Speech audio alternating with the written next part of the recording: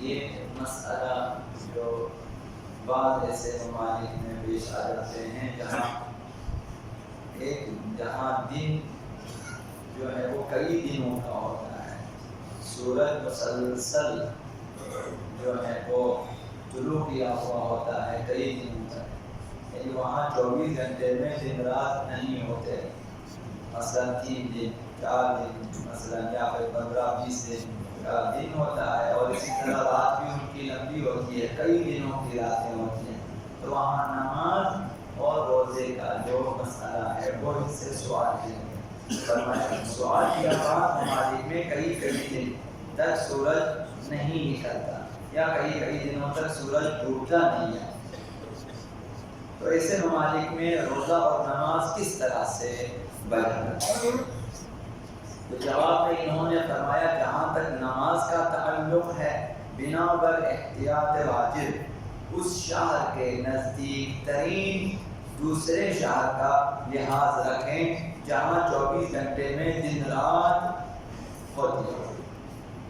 نزدیک ترین شہر جہاں پہ 24 گھنٹے میں ایک بار دن اور ایک بار رات ہوتی ہے، وہاں جب ظہر ہو جائے یہ لوگ نماز پڑھیں ظہر کی، وہاں جب فجر ہو جائے یہ لوگ فجر کی نماز پڑھیں، یہاں تو مسلسل جو ہے سورج طلوع ہے، لیکن اب نزدیک ترین شہر کا جو شیڈول ہے اس کو منگوا لیں، اور اس کے بعد جو ہے دیکھیں وہاں اب صبح کا وقت ہے، یہ صبح کی نماز پڑھیں، وہاں اب ظہر کا وقت ہے، یہ یہاں پہ ظہر کی نماز پڑھیں، وہاں مغرب کا وقت ہو چکا ہے، یہاں بھی مغرب کی نماز پڑھیں، اسی طرح عشاء۔ یہ نماز کا سلسلہ ہے، نزدیک ترین شہر کے حساب سے نماز پڑھیں جہاں 24 گھنٹے میں دن رات ہوتے ہیں، اور 5 وقت کی نمازوں کو قربت مطلقہ کی نیت سے پڑھیں، کیونکہ یہاں تو ظہر ہوا نہیں ابھی تک، یہاں تو کئی دنوں میں ایک بار ظہر ہوگا اور ایک بار مغرب میں، وہاں تو اگر اسی حساب سے پڑھیں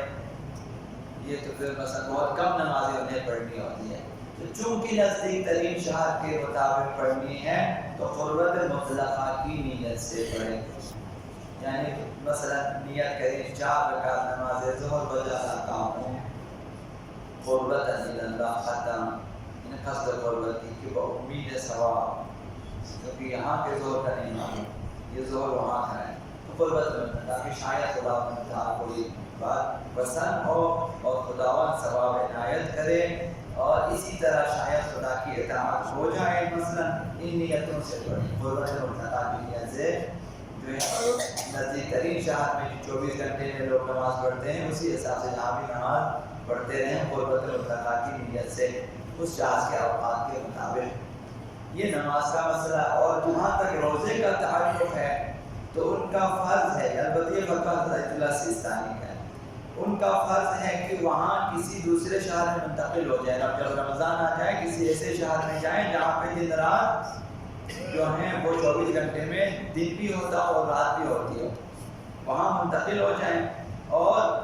اس بافضیلت مہینے میں وہاں جا کر روزہ رکھیں، یا پھر ماہ مبارک رمضان کے بعد دوسرے شہر جا کر روزے قضا بتا لیں۔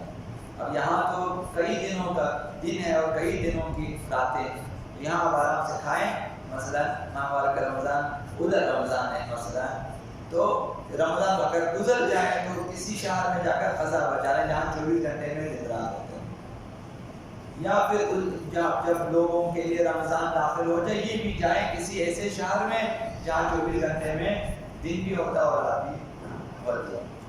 یہ 2 جو ہیں آپشن ہے ان کے لیے جو ایسے شہروں میں رہتے ہیں۔ دوسرا مسئلہ حج کے بارے میں ہے، یہ بھی وہاں رہنے والے اور یہاں رہنے والے سب کے لیے۔ حج شریعت اسلام کے مشہور و معروف واجبات میں سے ہے، اور قرآن و سنت میں اس کے واجب ہونے کی جو ہے وہ تصریح ہوئی ہے، تو یہ وجوب حج مستطیع شخص پر یہ ضروریات دین بدیہیات دین میں سے ہے، اور ضروریات و بدیہیات دین کا مطلب یہ ہے کہ یہ ایسا مسئلہ ہے جس میں کسی مسلمان کو کوئی شک نہیں ہے، ضروریات دین ہے، اور اس کا منکر کافر ہے اگر ایک شخص ضروریات دین کا انکار کرتا ہے، ایک مسئلہ جو واضح ہے تمام مسلمانوں کے لیے، شخص کہے کہ نہیں حج کوئی واجب نہیں ہے، انہیں وجوب حج کا انکار ہے کہ میرے اوپر حج واجب نہیں ہے، وہ وجوب حج کا انکار نہیں ہے، اپنے اوپر واجب نہ ہونے کا اقرار، وہ نہ مثلا اصلا حج کے وجوب کا انکار کرے وہ کافر ہے، کافر نجس ہے۔ خدا تعالی نے فرمایا وَلِلَّهِ عَلَى النَّاسِ حِجُّ الْبَيْتِ مَنِ اسْتَطَاعَ إِلَيْهِ سَبِيلًا،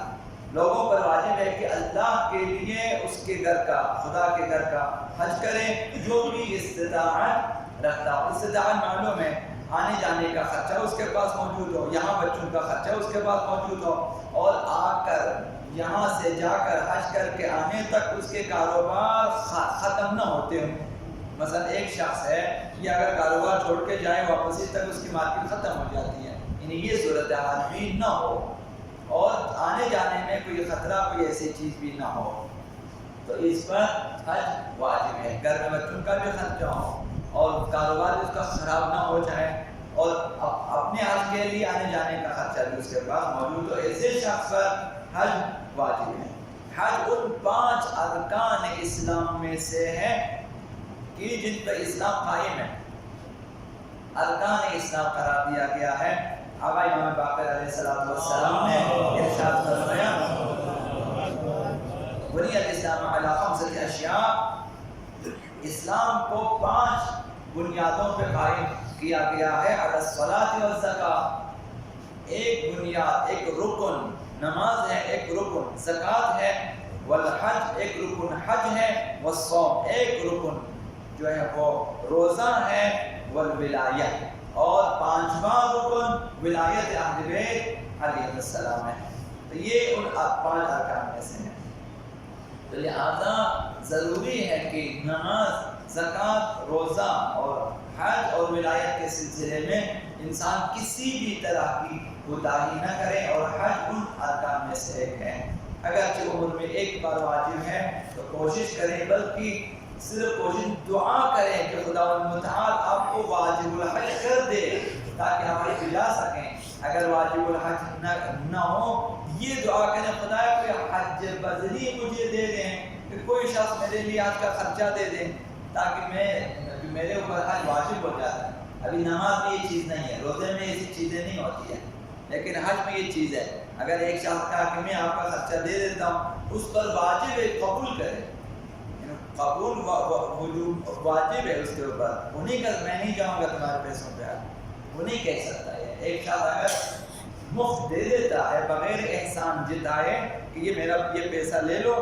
یہ تم پیسہ تمہارا، تم اپنے لیے حج کرو، اس وقت حج واجب ہو جاتا ہے۔ تو اس کے لیے بھی دعا کریں کہ انشاءاللہ تعالی خدا تعالی سب کو حج کی توفیق عنایت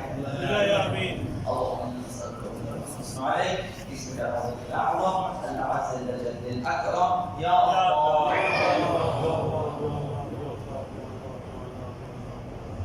یا صابر یا رحمان یا رحیم یا مقلب القلوب ثبت قلوبنا على دينك اللهم اهدنا من عندك واغفر علينا من فضلك وانزل علينا من رحمتك وانزل علينا